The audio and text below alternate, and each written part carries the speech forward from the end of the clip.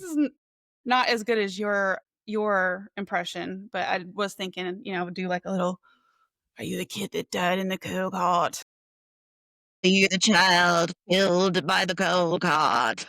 That voice just, like, resonates in my head. Is it the Julie version? I know, it's a little more dramatic than the real one, I but know, it's I'm perfect. so excited to talk about the meat, like, that whole scene and everything. I So know. welcome, exorcist, to the podcast. This is, well, I'll let you kind of introduce yourself a little bit, but I just want to tell everybody that this is my one of my very best friends in the whole universe, Julie. And I met her in grad school, and I want everybody better be messaging me after this podcast comes out. Happy graduation to Julie because she just graduated. I think she just got her transcripts like today, yesterday, or she got permission to get her transcript. So it's super duper fresh and cannot be any more proud of her. And I talk to Julie about every day. She's my rock and my support. And I just love her with all my heart. And also, fellow horror movie fan, fellow witchy bitch, and ghost hunter, like all the things. And when I told her about doing the podcast, she was like, "Oh, we got to talk about my favorite movie." And I was like, "I would love to." So without further ado, what would you like to say about yourself, Julie? I'm gonna cry. That is so sweet. Oh my god, this is so fun. I mean, you said it. I just graduated and, Jamie, I've always loved horror movies. I am a Scorpio moon, anything high strangeness, anything like that, I've always loved since I was a kid, but Jamie's pulled me, like, deeper into the world of horror movies, like, I didn't seek them out. Now I don't even have to because Jamie she's just like my little connection to all the new horror movies and everything. But I'm really excited to be here, and I will say The Changeling is I love this movie so much. This is my favorite potentially it's on the top 5 of my favorite horror movies, but it's, like, hardcore number 1 for, my favorite ghost story, and those are my favorite horror movies are the ghost ones. When I was younger, it was The Exorcist and the Catholicism, demonism thing, but I've sort of my exit from Catholicism and all those beliefs have waned that a little bit, and I'm just really into ghosts now. Um, I love this movie so much. So, Yeah. thanks for having me. Yay! So I am not sure that I had seen The Changeling all the way through. I feel like it's one of those movies that like, you catch on cable here and there. At least for me, I've caught bits and pieces of through the year. But I did not see The Changeling all the way through until watching it for this podcast. And so it was so fun to sit and just like watch it all the way through. But I wanna know, Julie, what is it that you like so much about this movie? Like, what is it other than being a ghost story, like, what is it that you like so much about this movie that makes it your favorite ghost story or one of your top 5 favorite horror movies? First thing that comes to mind when it was filmed is huge for me because I was born in '72, so this movie was filmed in '79 and came out in '80, and that was when I was at the height of my, everything was new as far as, like, horror and ghosts, and that's when I was like, "Ooh." Plus, I just relate. I relate to, like, that time period. I relate to the visuals. I relate to everything. I didn't see this movie until I was in college in the '90s. And when I saw it, I was just like, everything about it just reminded me of that old school horror. One thing I love about it, I'm not a huge fan of visual, like, monsters.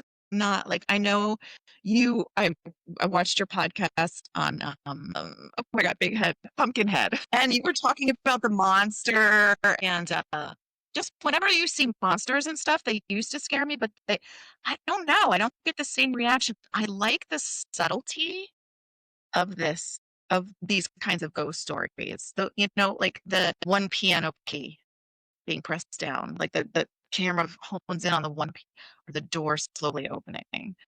Like that kind of or the banging sound that he hears in the mornings, stuff like that. And just the build up was so good. And George C. Scott, oh my god, he was so good in this.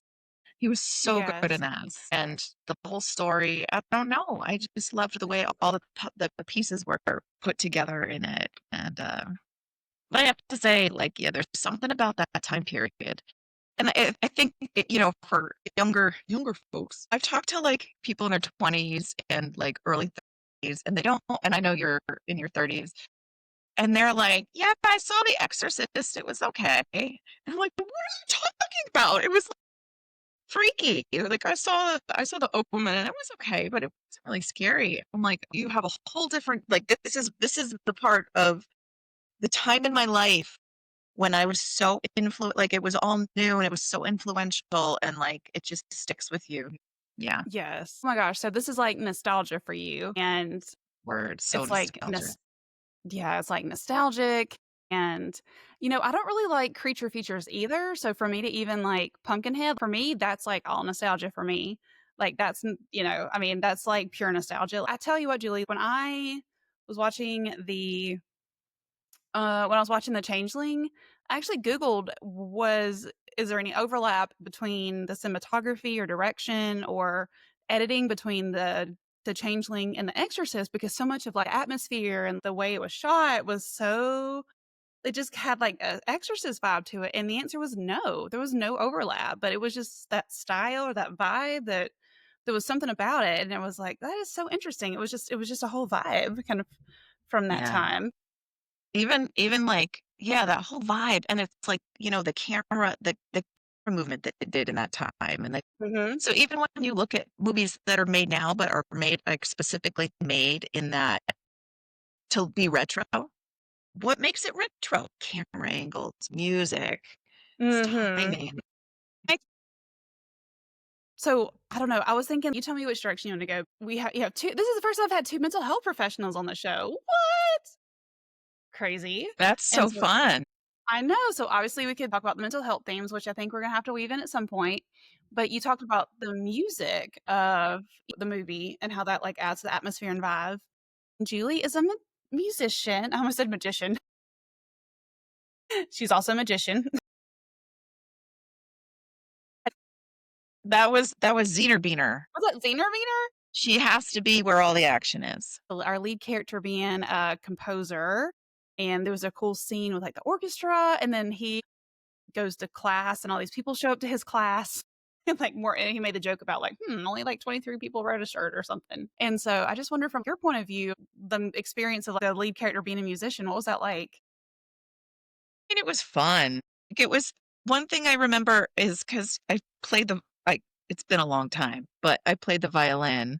So that scene when they're in the house and they're doing their practice in the house, and he's just like, "Oh, that was good, but there's a little bit of you need to work on this, and you need to work." I'm like, I don't hear it. That sounds perfect to me."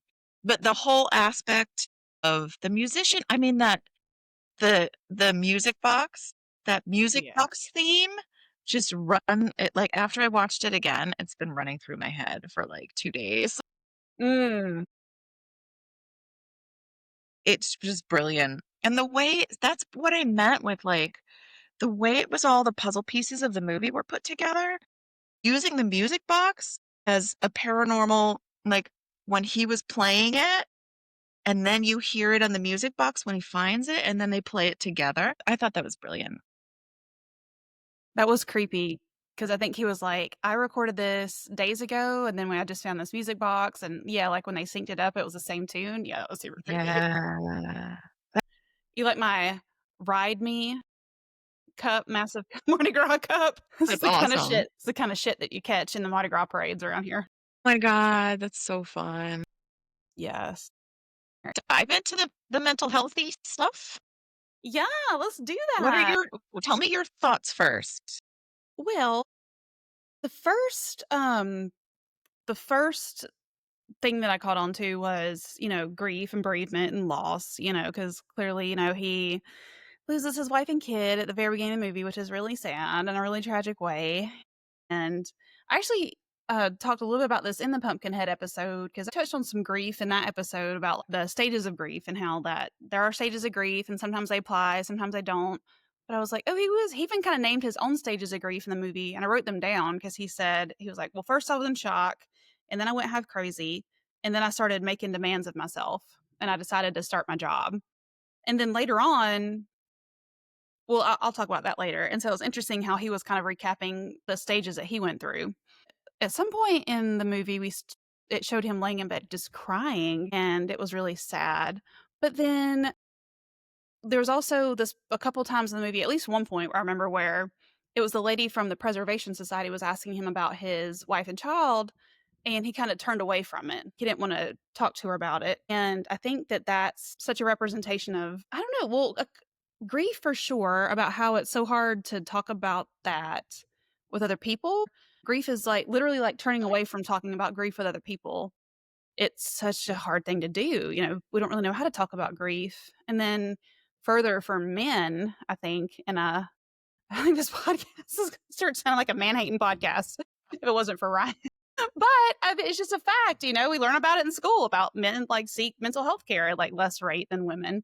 And Yeah. helpers Yeah. are disproportionately women in our field. Yeah. So it's just a fact. It's a conditional. It's a way that men are conditioned our society to hide their feelings. And so, we see him crying in private, which is, sure, that's fine. It's cathartic, but, it's also kind of seems like he's trying to do it alone. And so just the overarching grief aspect. Yeah. Um, that's a great point. Oh, I was, well, I'll tell you about my takeaway from the grief aspect. I saw it from a different angle, just the way I watched it, which will be interesting because it shows how our own stuff shows up when we're looking at Totally. this stuff. But the whole idea of him grieving alone. And I just remember the first time I saw that movie, and every time since, but I specifically remember the first time I was like, "Oh, that is so cool." And this was when I was in my 20s. That is so cool that they're showing him with his photo album in bed in the morning, crying, totally losing it. A little bit about me, like I lost my mom when I was 25. I lost my dad when I was 33. I've done that. I've been there. And you feel like you're the only one who does that. You feel like, and oh my gosh, George C. Scott oh my God, what's his name?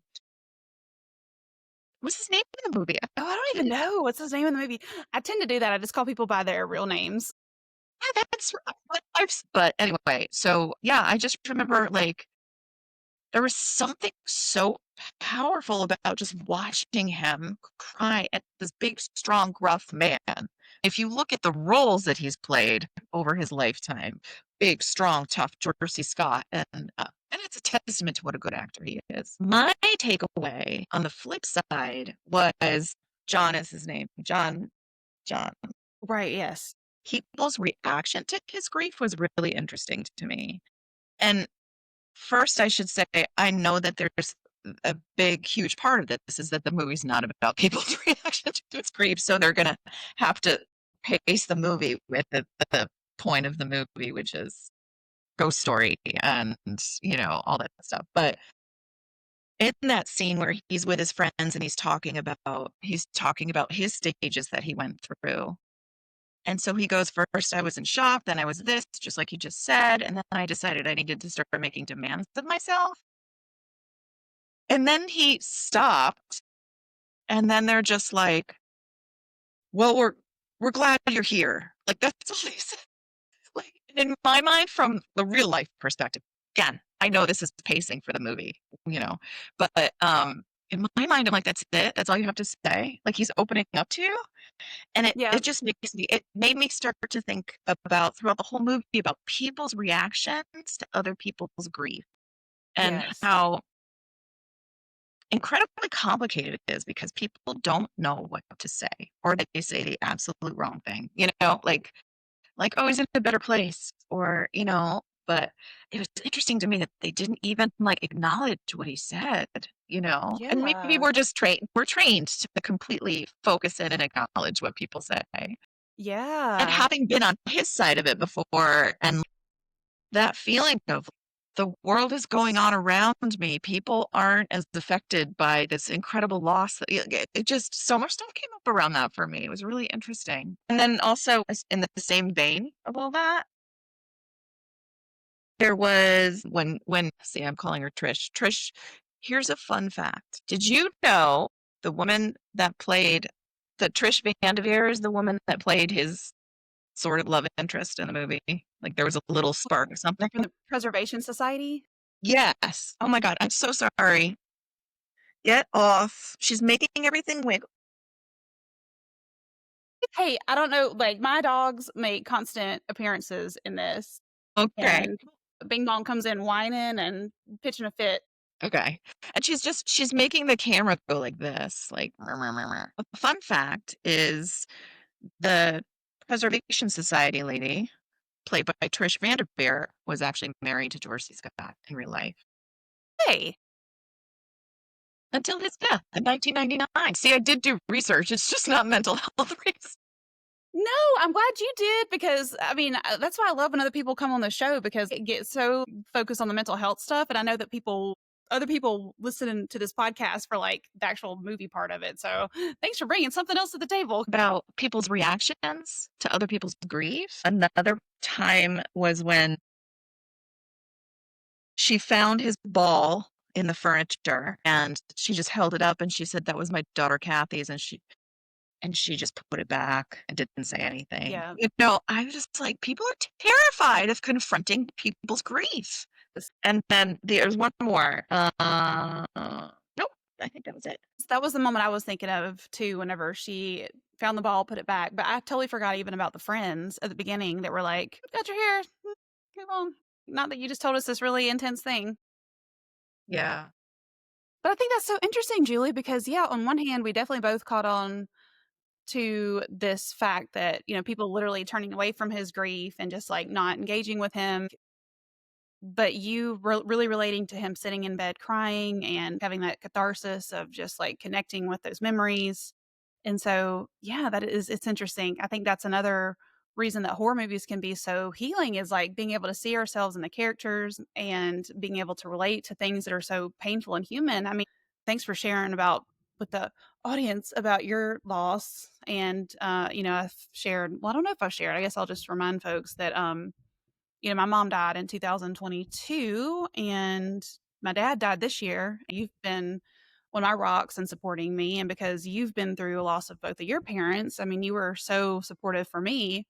And I know I certainly have had those moments of having things said to me or wanting to talk about the loss of my parents and people turning away.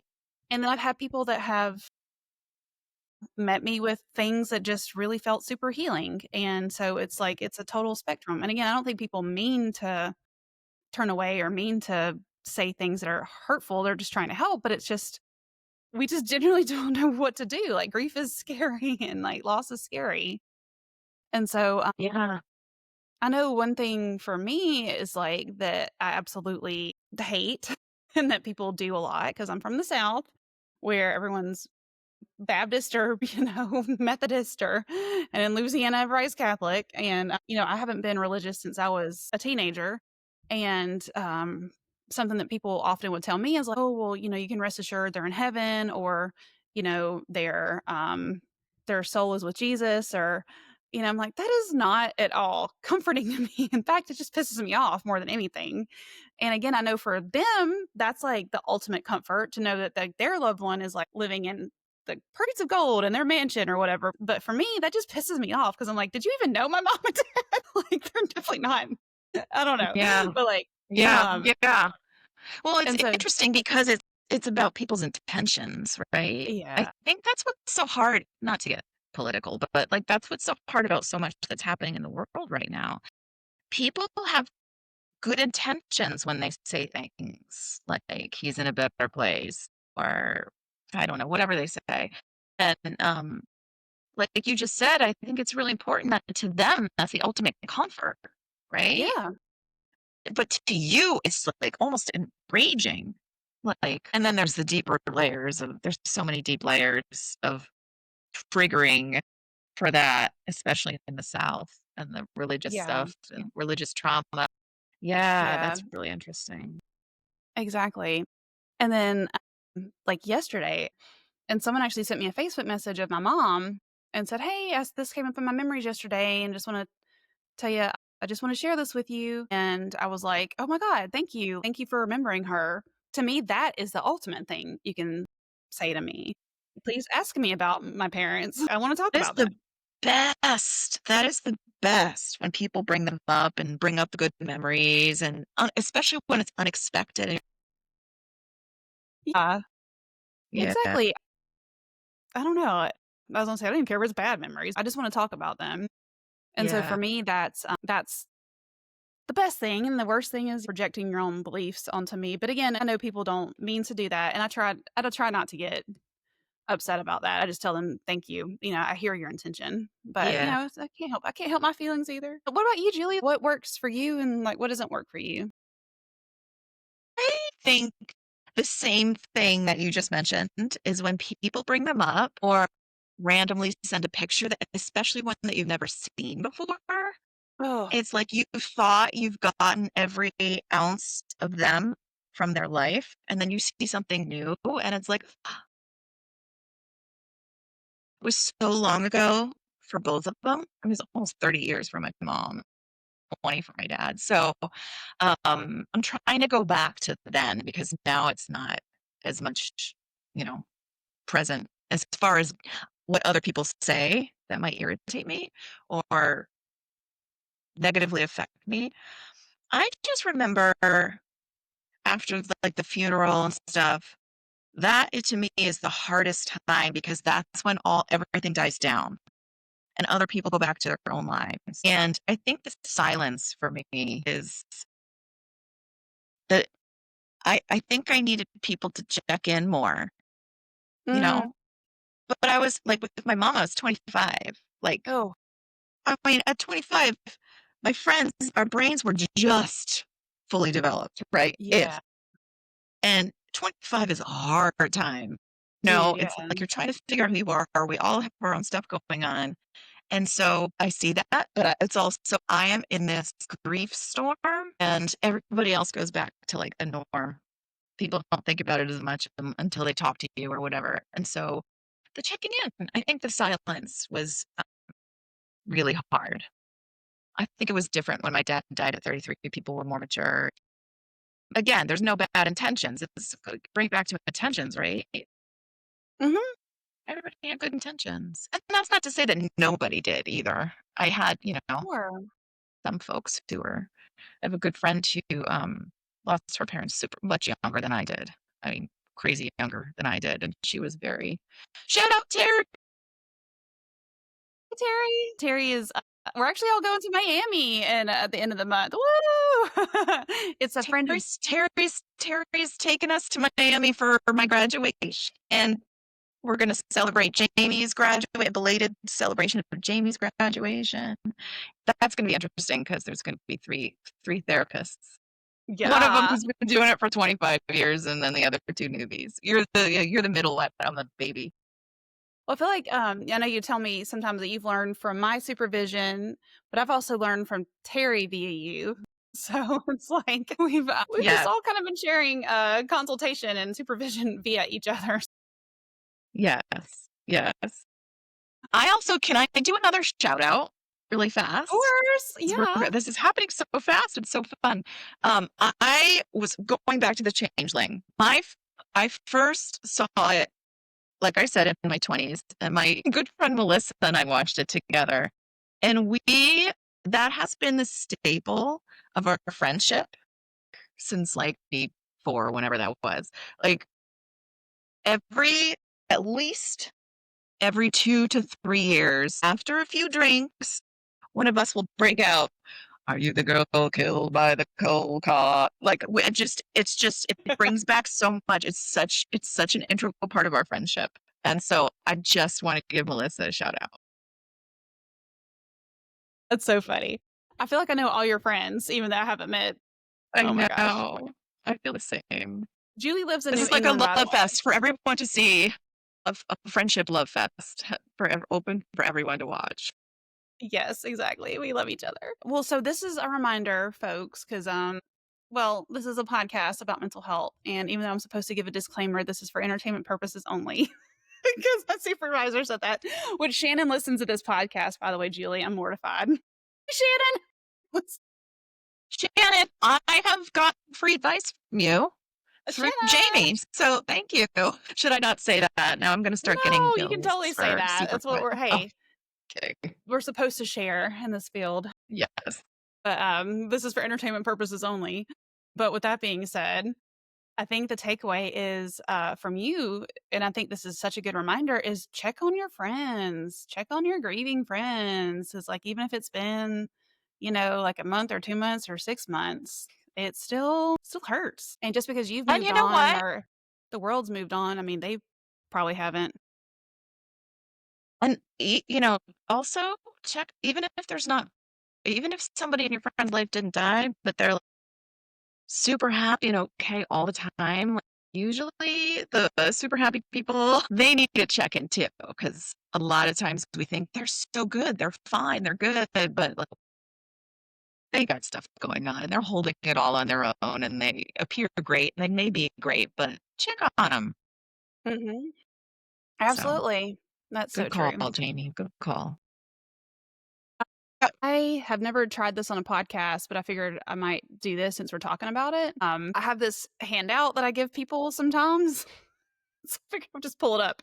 We could talk about it for a second. If it's totally boring, we can just abandon it. Let's see if it'll show the screen. It's a when I used to run a grief support group, it would see if this will even work. Doing psychoeducation on the podcast Hooray! today. Gather round, friends, gather round. Gather around, since we're talking about how to support people in grief rather than just tell them we're glad you're here, which is okay, but or turning literally your back to them, and like what happened in the movie. Don't compare griefs. Do ask questions. Connect by showing curiosity about their experience. Oh, we really have a shared love for somebody who has a saying about curiosity. Oh my gosh, I was literally just thinking the same thing. You want to Shout share? out You want to let to, it? You want to let them in on our inside thoughts, Julie? let's do it. 1, 2, 3. The Newkirks. Newkirks! Let's just take a minute to honor Greg and Dana Newkirk and share that they have their Museum of the Paranormal. It's a Patreon. They're amazing. They did the show Hellier. They're working on season 3. If you join the museum for $15 a month for the lowest tier, you get so much content and it's so much fun for anybody that's into paranormal, high strangeness. Our friend Shaylee, who is also in our coven that doesn't give a fuck. Or She's coven our that does fellow not. therapist from Antioch, and she's the one who actually turned us on to the Newkirks. Yes. And Julie is a huge lover and booster of the Newkirks, Mhm. and she has been a part of their Patreon for a while. And as you could tell, she's free advertisement for the Newkirks. And I did promise Julie that once I got my new job that I would join the Patreon, and I start my new job officially. And so I'm going to do it right now on the podcast live. I don't have a shipping address. I think they send me something. If you join, yeah, they do. They send you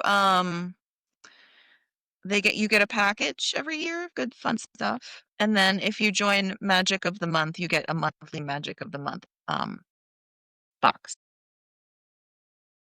Well, I have now subscribed, Julie, and I am very happy about it. This wasn't just this You is don't understand. I'm gonna cry. I'm so happy. I know I just shoved it down your throat for like a year. I'm surprised you didn't vomit on my Newkirk enthusiasm. no, I made a promise when I got my new job I would do it because I would have extra funds, and so I did on the day I started my new job, right here and now. So commitment complete. Why do we get on the Newkirks? Oh, right, curiosity, because they have a saying, curiosity over fear, Yes. which Yes. we are going to get our tattoos of eventually. And the world, I mean, you just put that, you can apply that to anything. I mean, you could apply it to everything going on in the world right now, no matter what side of the road you're on, it doesn't matter. Curiosity over fear. Oh. Exactly. That applies to grief, that applies to literally anything, is just Yep. being curious. That's a C of IFS. I know I talk about IFS a lot on this, podcast, but that's one of the C's of how you know that you're coming from your true self instead of a part, is if you're coming from a place of curiosity. Yep. So, yeah. Don't fact check or correct. So, people might yeah, it doesn't matter, just respect whatever their experience is. If you wanna say something, just jump in. I'm just kind of rolling through this. Sometimes So in grief can Go I say ahead. something related to Yes, Changeling? please. Can you go back a little bit up again to what you just read? The don't fact check or correct and respect their experience. Another thing I wrote down is when John first came to okay, I'm gonna use their real names because it's confusing because I don't remember Trish Van Devere name, but um when George C. Scott first came to Trish Van Devere's character and explained what happened when it started getting super weird, she was like, she was like, are you sure you weren't? You've been through a lot lately. Are you sure Yes. you weren't hallucinating? Now that we've switched over into Newkirk land and paranormal, which we started with because it's a ghost movie, but it just it's so interesting because then it makes me think of people that have had paranormal experiences or or not even paranormal, but if you look at it from a spiritual perspective, you know, they've had connections with loved ones who pass or spirit guides or anything like that. And people are kind of like, you sure? And like, okay. There's a dismissive quality to it. So that popped in my head just reading that. I love that. Thank you for bringing it back to the movie too, Julie. Exactly. Who gives a shit, man? If, like, people are connecting with, like, loved ones or seeing ghosts or having paranormal experiences, like, that's their experience, like, it's not hurting you. Leave them alone. And, you know, first of I mean, that's like the sort of, agnostic take on it. And Yeah. I know we believe in those things also and have had our own personal experiences, which is also fine. But in the case of this movie, it was very real, and it was And just sort of brushed off as, "Oh, you're just not doing well." And so, yeah, yeah, you're like, feeling grieving. grieving, yeah. But feeling dismissing someone's experience is about the worst thing you can do, not only in grief, but in life in general, Yeah. for anything. So I think that's just such a wonderful thing. That's such a good point. One thing I really love about horror movies in general, and this movie does such a good job of it, is how to explain. I don't like when horror movies spend half of the movie gaslighting the main character or trying to, like, "Oh, we're gonna spend half the movie or 3/4 of the movie trying to prove somebody wrong or trying to investigate what the thing is." I love it when movies just lean into, like, "Okay, this weird thing is happening, and we're just gonna go with it." And I think that he goes with it pretty early on. Like, he recognizes that something's weird happening, and he goes with the seance, and then he goes, like, and starts investigating, to try to satisfy what's happening with the ghost. Towards the end of the movie, he even walks back in his house, and he's like, "I did everything you wanted," and so he just leans into the experience, and I really appreciated that about the movie because I don't Yeah. like when everybody's just like, "Ah, we don't believe any of this." And he just Yeah, went and it's interesting too that he did because he's such a like again, a dude. I mean, he's such a he just seems like such a I don't want to say necessarily left brain, but definitely left brain more than right. That's that. You know what though? That's me stereotyping, well, he's an right? academic. I mean, he's a teacher, and He's an academic, but he's also got the creative thing. He's a musician, he's a songwriter. I mean, that's true. composer. They show him crying in bed, so it's like I just totally stereotyped him. That's true. I mean, look at us checking our biases. I mean, I did it too earlier. I was like, "Look at this dude who, like, Yeah. But man yeah, can't tell he leaned into it. I mean, that's part of the, pace of the movie too, right? And the puzzle pieces of the movie being really well put together is that the pacing was really good. Sure. Even when he showed up at the lady's house where her house was built over the well, and he explained what happened, and she said, "Well, my daughter had nightmares that same night, so, yeah, I agree something weird's happening." She So was I'm went right with it. Yeah, I'm so glad you brought that up because I have a question for you, and I have a question for anybody watching or listening to feel free to comment on. This is my question because I was literally lying in bed thinking about this. Okay, that whole scene where he contacts this woman. If you were that woman and some stranger calls you up or in this day and age, texts you, emails you, calls you up and wants to do that to your house, how would you react? So here's what I think, Julie. I feel like I'm talking out of both sides of my mouth because I feel like that would be a hard sell for me. But on the other hand, I'm just like, oh, but yet I believe in the paranormal and I believe in people's experiences. Yeah. However, I think that because her child was so adversely affected, like, it showed that scene where she got up out of bed again, and she was very upset, and she keeps being drawn back to the same spot. I think because her child was in so much distress, I think it was like a way to protect her child to be able to go forward with that, and so I Yes. think for me, not having kids, it's a little bit hard for me to relate to that. So, I feel like maybe people with Your kids would be dogs. What if your dogs were under severe distress? oh, when they kept digging it apart in the They're digging floorboard it or something? apart and Oh, hell yeah. see, there you go. You What do about have you? kids. What about you, Julie? I it's so hard because I know what happened in the movie, so Yeah, I know. I know that he was legit. The scary part is like, okay, like this person, it could be a serial killer or like scoping the place out or, something like that. I I might have to vet this person first because I'm so open to this stuff. I love this stuff so much. I'd probably break out my ghost hunting equipment. But then if I did have a child or a dog or cat, I do have cats, that was so adversely affected by whatever situation was going on, and it was terrifying for her. That would push me probably over the edge True. to go through with it. But I mean, you picture that chainsaw cutting the floor open and the digging, you know, Yeah. like, yeah. So, Yeah, I get what you mean.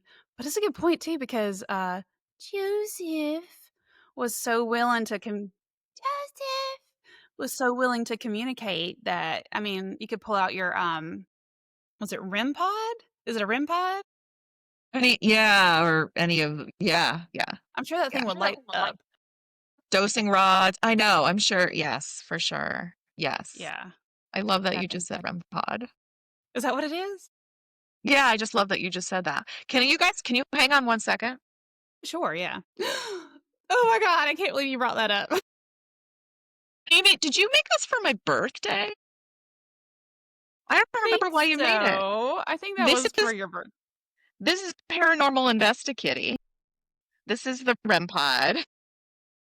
These are all my ghost hunting equipments, Ouija board. This is my cat Otto. So I just want to give a shout out to how much I adore this painting of paranormal investigating.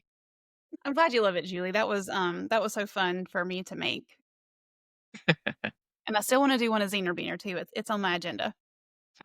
But thanks for sharing that, the Investa Kitty with the world. Well, anyways, I guess back to our list, and feel free to do, you're doing 10 out of 10 fabulous job, Julie, so jump in if there's any other points to tie in, because it's way more interesting than just me reading a list. But, yeah, don't minimize grief, even if you think it's out of proportion, because the grief is theirs. Grief belongs to the griever. Your opinions are irrelevant because grief is highly personal. Don't give compliments when someone is in pain. They don't need to be reminded of how wonderful they are. So what you do is trust your friend. All the things you love about that person will help them through this experience. I'm guilty of this, Julie. I am such a cheerleader type. I do this in counseling too, and like I have gotten so much supervision around this. It's like you got to stop, trying to pull people up out of their hard feelings or like their bad moods. Like just let them be in it. 'Cause I don't know, I have a hard time letting people be in a dark place. Yeah. So Well, that's the Yeah. very next point. Yeah, don't be a cheerleader. Yeah, I'm Oh, I guilty thought of you it. knew that. That's so funny. You No, said it, and that then you was read the it. compliments. I definitely that's, like, my go-to move is, like, giving compliments and being a cheerleader. Well, I've had like, to work. and I think it's also it's you have to read the room, right? Some Yeah. people need to go to the dark place, but some people that are Mhm. super dark all the time need a little cheerleading. So I agree with the list, but at the same time, it's not always a one size fits all. You got to read the room. Yeah. Yeah, sometimes it's okay to just you gotta wallow in the dark and in the bad stuff, but see. Oh, this is relevant to the movie. Past. Stay in the present moment, or if the person is talking about the past, join them there. So basically just meet the person Yeah. wherever they're at. Meet the That's always a person. good that's again good advice about anything. Don't evangelize. I think that's what we talked about or I talked about earlier is, don't when something has worked for you, it's tempting to prescribe it for others, like spirituality or, hey, maybe taking a long bath worked for you, but that doesn't work for somebody else. But, Right. let them take care of themselves and the way they know it's going to work for them, like crying in bed and looking at pictures. Yeah. Or Totally. maybe he needed to get rid of that ball because it was too hard to have it around of his daughter in the movie. Yeah.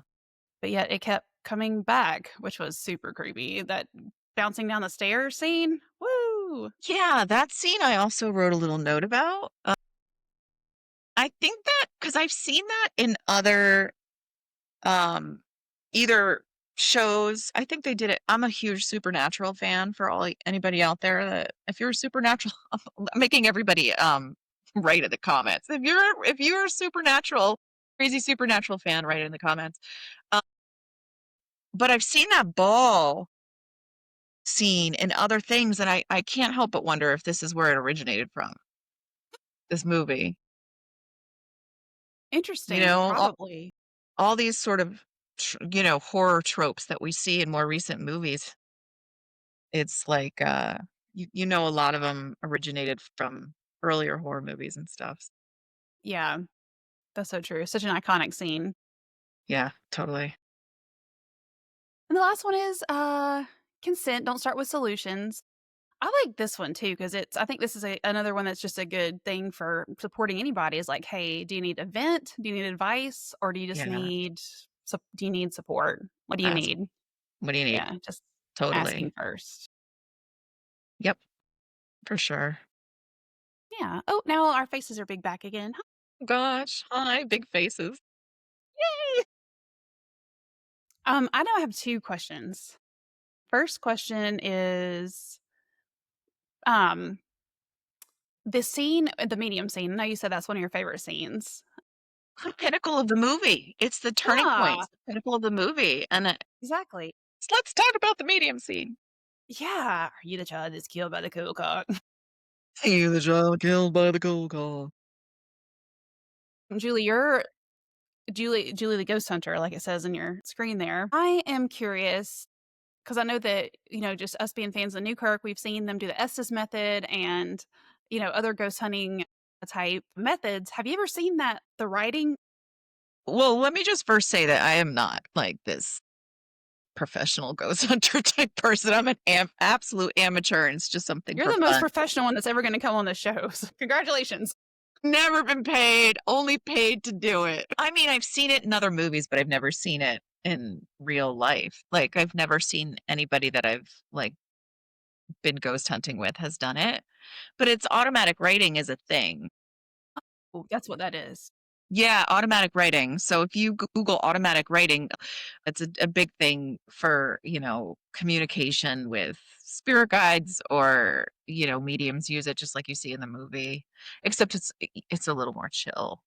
People do it meditatively. Like some people get it every morning and do automatic writing, to hone their psychic abilities. Oh, and that reminds me of I don't know if anyone's a Tyler Henry fan or skeptic or, like totally dislikes him. I don't know if you know who he is, but he does the scribble when he does, it's very common with like that kind of a thing. So, Yeah, I didn't realize that, but I figured you would know. 'cause you're my expert. Oh, what do we say about being an expert, Jamie? No experts. No such thing. I'm If contradicting oh, my own I'm contradicting well, I don't like that label because I am so not like I'm just like tip of the iceberg. It's just yeah. fun. It's just It puts people fun to do on a little. it puts you on pedestals and sets expectations. Yeah, I don't like that expectation. But Yeah, I appreciate the love. totally. This is a good example. This is a good, modeling for the podcast. There you go. Yeah, right? Yeah. So what Yeah, else were you thinking about? that scene Go was ahead, yeah, please. yeah, that scene was just the whole way it was shot, the whole way they show what's going on downstairs at the table, and then they show it from it's like the movie Presents. They show him coming down the stairs and then hitting that tall thing and making the glass shatter.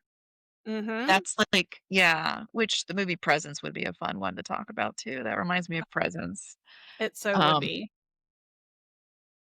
there's something that just feels like there's so many cheesy seance scenes out there. Again, I don't know for me, I don't know if it's because of the age I was at that time, it just brings me back to that, like, open, like, I don't know, I was, like, 8 in 1980. No, yeah, I was 8 in 1980, when the movie came out, and it's just there's something so authentic about it, and it could just be through my lens. I get it I if other agree people with don't think it is, but there's just something that hits that it's like The Shining. It's like the same feeling I get like you said with Pumpkinhead, it's the age you were when you watched it and the meaning it has in your life that, like, makes you resonate with things more than I would. exactly. And the seance scene is like it does feel authentic, and I think it again, I think everybody was so invested, whereas, like, other cheesy seance scenes, everybody's like, "Oh god, this isn't gonna work." But it's Yeah. just, like, immediately everybody's invested, and we as the audience are seeing, like you said, the point of views, and we're kinda seeing the interactions happen, and we're seeing the results that they're getting Yeah. in real time, and so, "Oh, this is legit," and everyone's bought in immediately, and so it does feel so authentic, and it's so the scene is so well done. It's so good. Yeah. Yeah. And the people are real. It's not like they're in that stereotypical gypsy outfit, with a crystal Yeah. ball. They're real people. It's Like believable because it's real people. Yeah.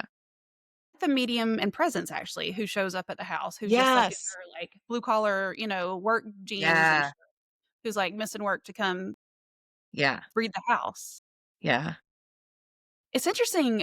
I don't know. It's like not that I think Presence is a super original movie and such an amazing movie, but it's not the first movie to do a point of view of a ghost. Not I mean, Right. obviously not from the whole movie, but yeah, I didn't even think Yeah. that's so true. We're seeing through the eyes of the ghost Yeah. for some of the changeling. That's a good Yeah. point.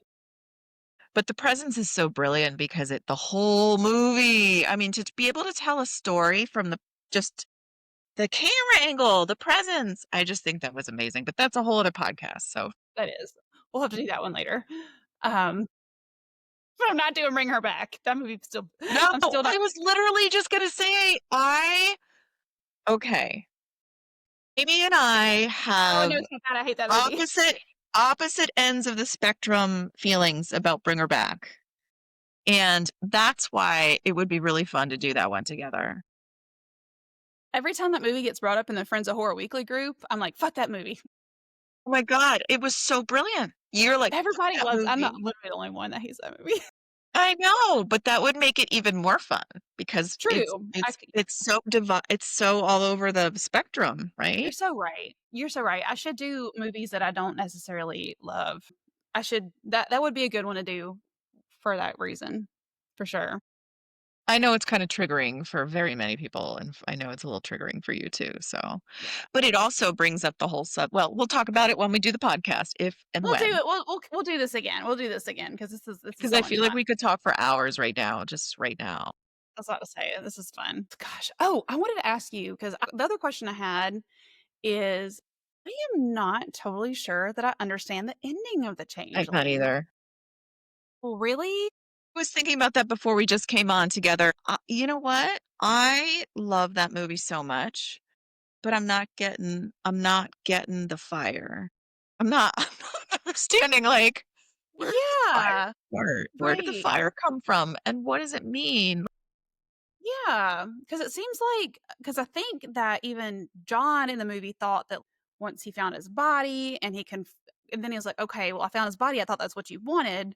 And then I think he thought he needed to confront the changeling John, who was originally a Swiss orphan, and Yeah, maybe that's what he wanted, but I guess that like still wasn't enough. closure.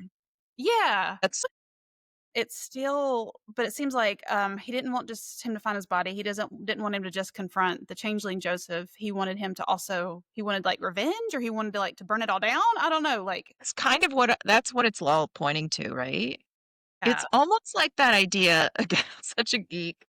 I'm gonna bring up supernatural. The theory in supernatural with spirits is that, like, the longer their spirit trapped here and not able to go to the other side, the angrier and more sort of demented they get, and they lose their Hmm, personality, and that's supernatural. It reminds me of what you're talking about. You'd think that and John thought that, like, the kid just needed closure. The kid just needed recognition and closure, but clearly the kid needed more than that. The yeah. kid's pissed. Joseph. Joseph. Yeah, and then that Joseph. he and I don't understand why he pushed the wheelchair after the lady from the Preservation Society, I don't know, it's almost dropped the chandelier on John. Yes. You know what just popped in my head? Audience people, hello. We were just having a discussion with our friend Shaylee about the end of Game of Thrones. And what is it? Do you see the connection that I'm where I'm going Yes, with yes, this? And it's like we were rooting for this kid for the whole movie. We were yep, rooting for him, just like we were rooting for Daenerys, right? Daenerys. Is I think that her so, name? it's been a while. And the Dragon Queen and, her mother or whatever. It's been a while since I've seen it. I've watched it. And we're all so our friend Shaylee just finished watching it, and we are all discussing how pissed we were at the end of that, how she turned into, like, this she just lost it. She's turned into crazy. Sorry, it's spoiler alert, but she just lost it. And it's kinda the same feeling with the kid. I remember having that the first time I watched it. I'm like, "Wait, doesn't make the movie any less fantastic for me, though, because it's just the very end." But, You're so right. My expectation is this, like, innocent kid, like, "Joseph." we You wanna know, he save him, we feel so bad for him, we want him to have his day in the sun and to go to the wherever he wants to go to and be uh, released and all this stuff. and then suddenly he's, like, attacking the lady and John, and then he sets the whole house on fire, and it's like, "Whoa, dude, what else?" Yeah, that's exactly the vibe. Yeah, yeah. Interesting It's so funny comparison. you brought that up because I was just thinking about that, like, You're earlier spot today. on. Exactly. Yeah, I guess he just wanted it all to burn down, literally. But Yeah. yeah. Then the very last, the music box opening up. Oh, so is he still around? Like, what does that mean? Yeah, Right? exactly. Aw. Huh. 'Cause Yeah. how did he? Because his body being found didn't release him or move him on, killing the changeling Joseph didn't release him. Yeah. So, I don't Yeah. know. Yeah, was he trapped forever? And ooh, that's a scary thought. It's Poor weird. thing. I'm back to feeling sorry for him again, now that you mentioned that. I wonder if they would have made I wonder what a sequel would have looked like, Mhm. Oh, yeah. right? That would have It's been interesting. interesting. Going back to just, like, the theme of, like, grief and healing for the main character. Is it John? Was it John? Mhm.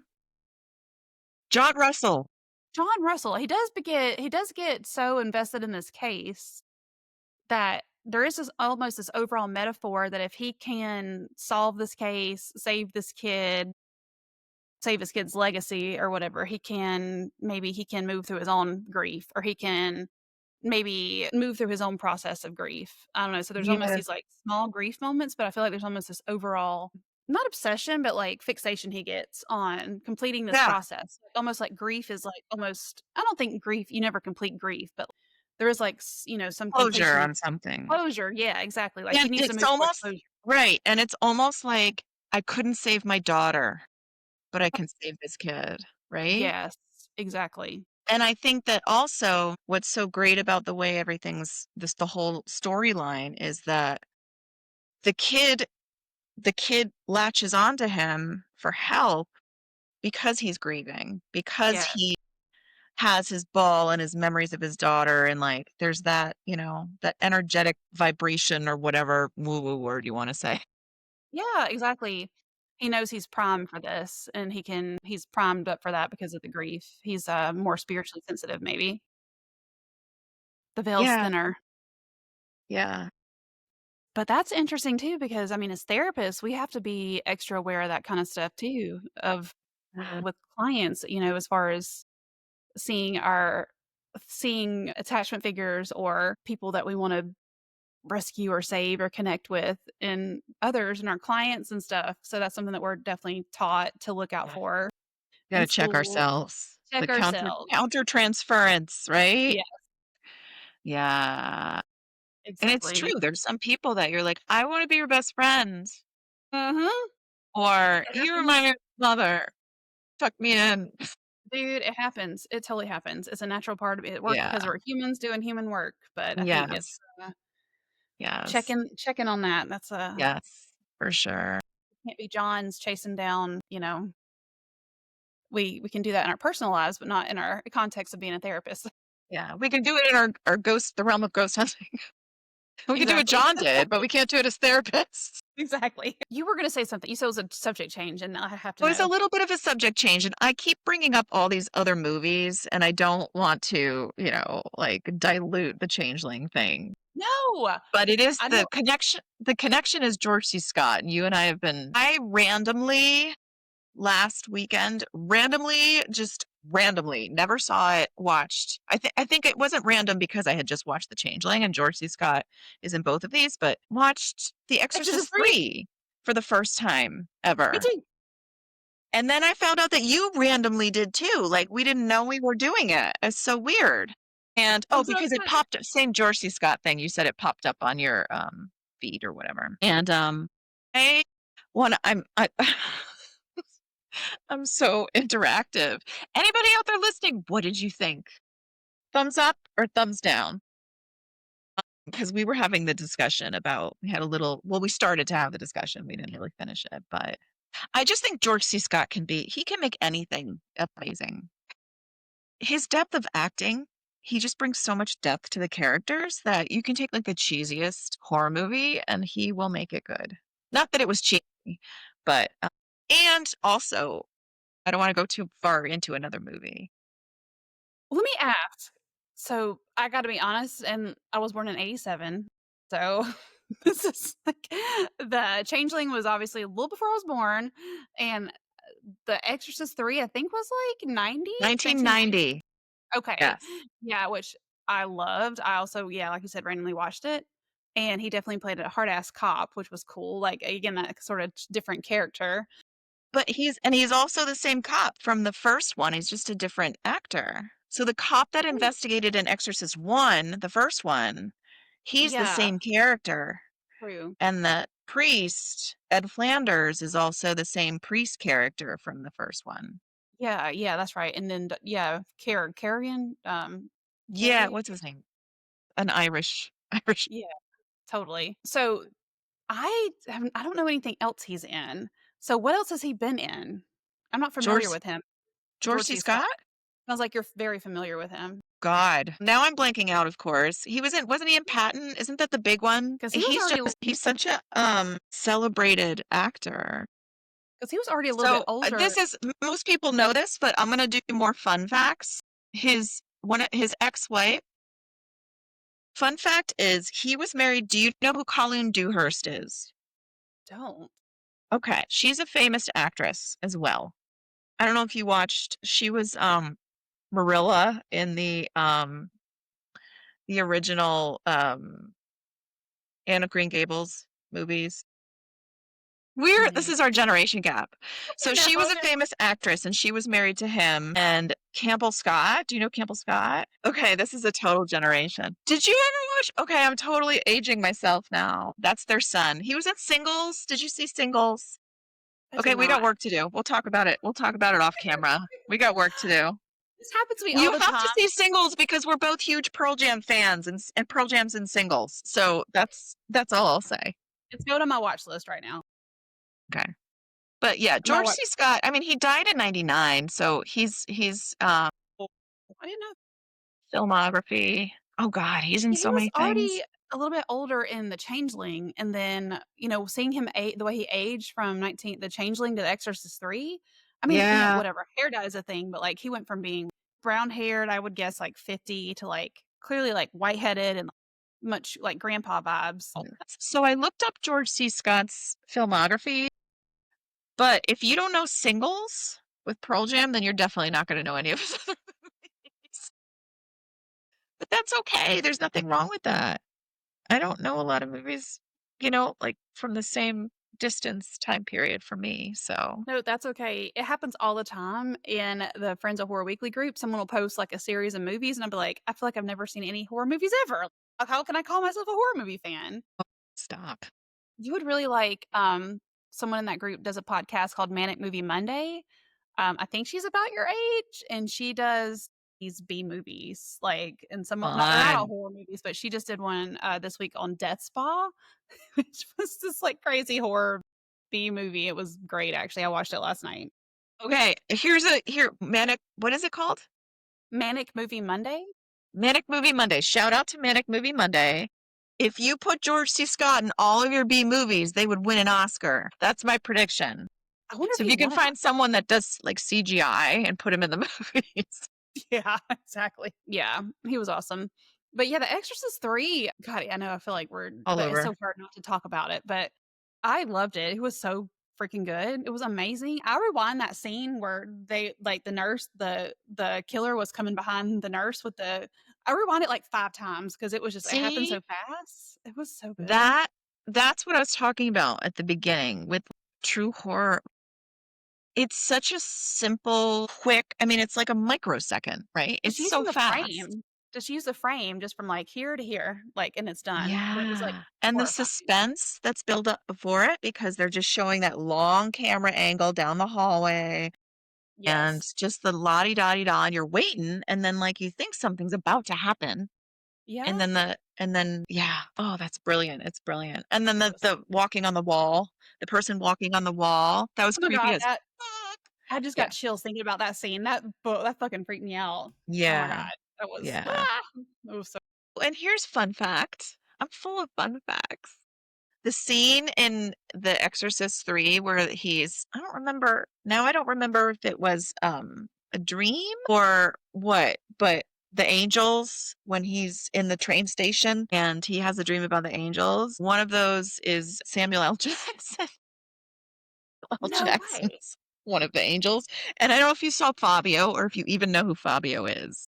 I do know who Fabio is. Did you recognize him as one of the angels? I did not. Yeah, right away. I'm like, oh my God, it's Fabio, who was huge in 1990. So, I'll have to go back and look for that. That's hysterical. yeah. Good facts, Jules. Well, do you wanna move towards kinda wrapping it up? Yeah. Yeah, I just love this movie so much. And if you haven't seen it, watch it.